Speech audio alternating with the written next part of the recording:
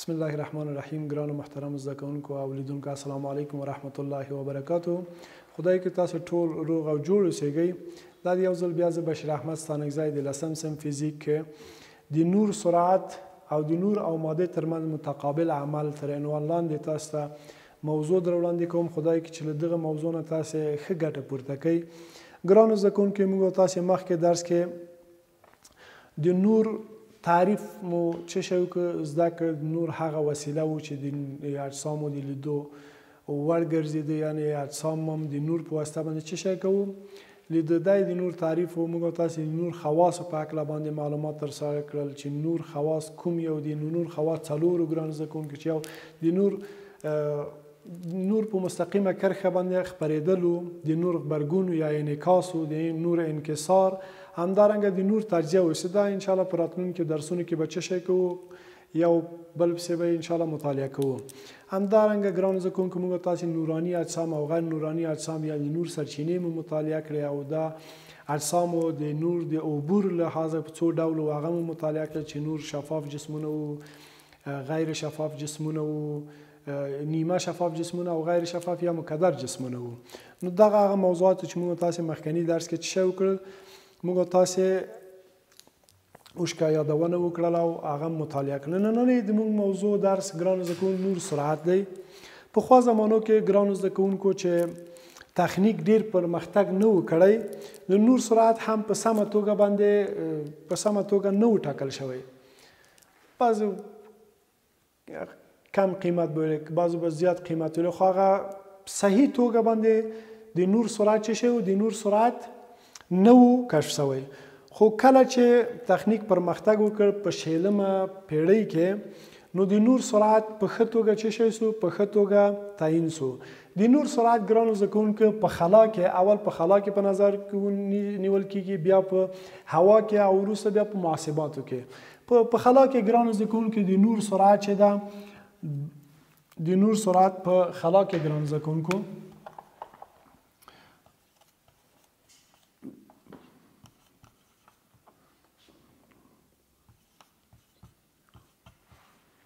متر پر سکند دی. یا د نور سرعت په خلا کې، د نور سرعت څه شی ده په خلا کې. دلته لیکو د نور سرعت دومره دی په څه شي کې، په خلا کې. یا داسې لیکو چې 2.9948 ضرب لاس په توان د څو، په توان د 8 متر پر سکند سره. ګرانو زده کوونکو دا علمي سیستم عادت نویسي چې موږ تاسو په تیر درسونو کې مطالعه کړې ده یا په نورو صنفونو کې مطالعه کړې ده. سیستم علمي عادت نویسي په طریقه باندې داسې لیکل کېږي د نور سرعت څه شي په خلا کې. ګرانو زده کوونکو د نور سرعت کله په 16مه پیړۍ کې په هوا کې محاسبه سو او په نظر کې ونیسو وټاکل سو. د نور سرعت په څه شي کې، په هوا کې 2.99 ضرب لاس یا داسې لیکو دلته اشاره ضرب لاس په توان د 8 متر پر څه شی ده پر ساعت. د نور سرعت دومره دی په څه شي کې، په هوا کې. دا ګرانو زده کوونکو په 16مه پیړۍ کې مالی چې کله تخنیک پرمختګ وکړ، بیا د نور سرعت څه شی سو په 16مه پیړۍ کې وټاکل سو. په خلا کې د نور سرعت 2.9948 ضرب لاس په توان 8 متر پر سکند سره. او داسې د نور سرعت په هوا کې 2.99 ضرب لاس په توان 8 متر پر سکند سره. خو ګرانو زده کوونکو کله چې محاسباتو کې موږ تاسو د نور سرعت څخه څه شی کوو، د نور سرعت نه کار اخلو، بیا د دغه قیمت نه موږ تقریبا څه شی کوو، دغه قیمتونو نه موږ تاسو استفاده نه کوو. بیا په محاسباتو کې موږ تاسو د نور سرعت مساوي له چی سره سو، وی مساوي ده 300 کیلومتر پر سکند نه څه شی کوو، موږ تاسو استفاده کوو. یعنې دغه په محاسباتو کې یا داسې لیکو چې وی مساوي ده 300 داسې کیلومتر تر متر باندې بدلو 3.09 پر سکند. یعنې په محاسباتو کې بیا د نور سرعت د نور سرعت بل چی شنه استفاده اخلو له 300,000 کیلومتر پر سکند چی کوو استفاده کوو. ښه ګرانو زده کوونکو دا د نور سرعت چې په شلمه پیړۍ کې څه شی کله چې ساينس پرمختګ وکړ تخنیک پرمختګ وکړ د نور سرعت په شلمه پیړۍ کې وټاکل سو چې هغه تجربه یې تر سره شوې د هغه لږ زره اوږد تجربه ده او د وخت کموتي لحاظ نه نشي کولی چې هغه تجربه تاسو ته تشریح کړم. نو فقط دومره زده کړئ کانکور په ازموینه کې هم داسې پوښتنې راځي چې د نور سرعت په خلا کې څومره دی د نور سرعت په هوا کې او په محاسباتو کې د نور سرعت څومره په نظر کې نیول کیږي. نو دا و چې موږ تاسو د نور سرعت په هکله معلومات اوس راځو ګرانو زده کوونکو نور او ماده ترمنځ متقابل عمل ته چې دا موږ تاسو دغه د نور او ماده ترمنځ متقابل عمل دغه خپل د نور له خواص څخه عبارت دی چې دا موږ تاسو مخکې لیدل چې دغه موضوع ته موږ تاسو لاړ سو او هغه ښه تشریح کړو. نو لږ نه وړاندې موږ تاسو یو ساده تجربه په نظر کې نیسو که چیرې موږ تاسو ګرانو زده کوونکو داسې یو څه شی په نظر کې ونیسو داسې موږ تاسو یو سطل په نظر کې ونیسو او دا دننه اوبو نه څه شی کو اوبو نه ډک کو او دننه په اوبو کې موږ تاسو د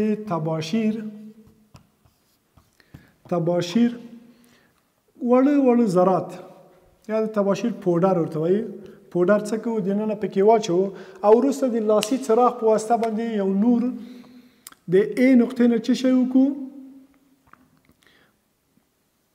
داسې په دې نقطه باندې وارد کو.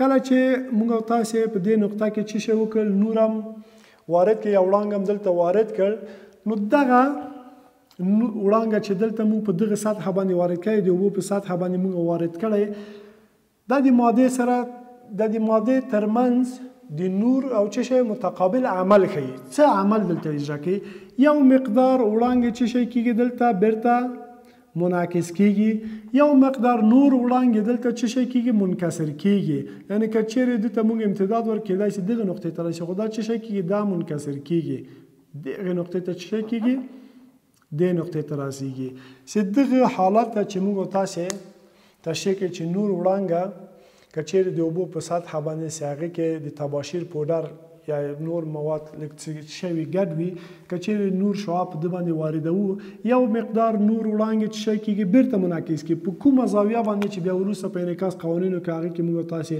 هغې کوو مطالعه کوو په همغه زاویه باندې چې واردېږي په همغه زاویه باندې څه شی کېږي په همغه زاویه به بیرته منکسر کېږي چې آی دلته مساوي له څه سره مساوي آر سره دی او یو مقدار نور وړانګې دننه په اوبو کې منکسر کیږي یعنی خپل سرعت چې سرعت کمیږي خپل مسیر ته تغییر ورکوي چې دته موږ تاسو منکسره وړانګې چې منکسره وړانګې وایو. راځو ګرانو زده کوونکو دغه نظري تجربه هم دلته وکړو دغه په عملي توګه چې کوو په عملي توګه سرته رسوو. ګرانو زده کوونکو همدغسې یو جسم موږ په نظر کې نیسو اوبو نه ډکوو یو مقدار مواد یا تباشیر پودر یا نور مواد پوتاشیم پرمنګنیت د دې لپاره چې اوبه رنګه کې له دې استفاده کوو او دا تجربه چې کوو دا تجربه سرته رسوو.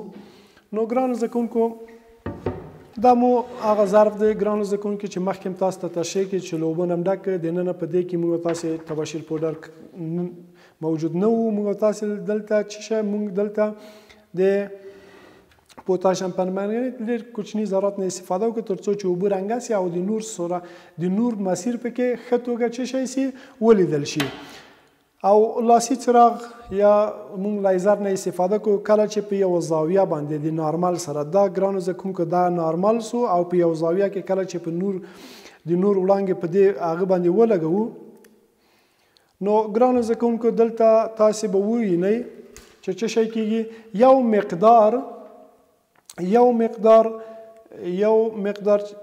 مقدار نوراني وړانګې منعکس کیږي چې دلته په کاغذ کې که تاسو لیدای شئ څه شی کیږي منعکس کیږي په کومه زاویه چې لګیږي په همغه څومره چې زاویه کوچنۍ کیږي هلته مسیر ته څه شی کوي مسیر ته تغییر ورکوي او څومره چې زاویه لویي همدومره دا هم څه شی کیږي دا هم لویږي چې موږ مخکې ویل چې آی مساوي له آر سره او یو مقدار نور وړانګې دننه په اوبو کې منکسر کیږي که تاسو ګرانو زده کوونکي دننه په اوبو کې نه که تاسو ته در معلومیږي نو دا څه شی ده هغې ته منکسره وړانګه څه شی منکسره وړانګه ویل کیږي او دغه ته څه ویل کیږي دې ته منعکسه وړانګه هغه ته منکسره او دې ته منعکسه، منکسره او منعکسه وړانګه ویل کیږي.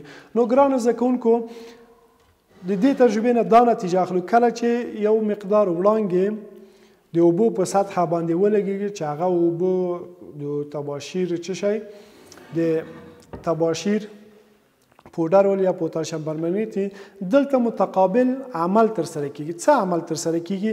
یو مقدار وړانګې د اوبو په سطحه چې کله چې لګېږي بیرته منعکس کیږي چې موږ تاسو دلته په تجربې په اساس باندې څه شی وښوده. یو مقدار وړانګې څه شی کیږي؟ بیرته منعکس کیږي.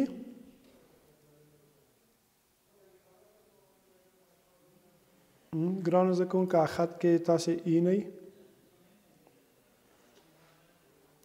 یو مقدار نور وړانګې دننه په اوبو کې څه شی کیږي؟ په اوبو کې منکسر کیږي، خپل مسیر ته ادامه ورکوي چې دغه د نور او ماده ترمنځ څه شی ده؟ متقابل عمل. دغه حالت ته د نور او ماده ترمنځ متقابل عمل ویل کیږي. نو ګرانو زده کوونکو خدای کې چې له دغه درسه تاسو ښه زده کړه کړې وي. د موږ او تاسو نننۍ موضوع د نور سرعت چې نور سرعت موږ او تاسو په هوا کې 2.99 9 څلرویشت 850 ضرب لاس په تاندې 8 متر پر سکند په نظر کې نیولې ده او دا په شلمه پیړۍ کې کله چې تخنیک پرمختګ کړی ده دغه څه شی ده دا ثابت شوی ده. همداسې په هوا کې چې خلا نوي هوا وي په هغې کې 2.99 ضرب لاس په تاندې 8 متر پر سکند څه شی ده ثابت شوی ده. او همدارنګه موږ تاسو له دغه په محاسباتو کې به له دغه دوه قیمتونو استفاده نه کوو ځکه چې دا مختلف اعداد پکې دي او دغه محاسباتو کې موږ تاسو له 300 زره کیلومتر پر سکند نه استفاده کوو. دا د موږ تاسو نور سرعت او د نور او ماده ترمنځ متقابل عمل چې موږ تاسو په ماده په اوبو باندې دغه تجربه ترسره کړله او منعکسه او منکسره وړانګه ولیدله. دغه د نور او ماده ترمنځ متقابل عمل. خدای چې له دغه درس تاسو ښه زده کړه کړې وي تر بیا مو په لوی او بخښونکي خدای سپارم. ښاد او بریالي اوسئ.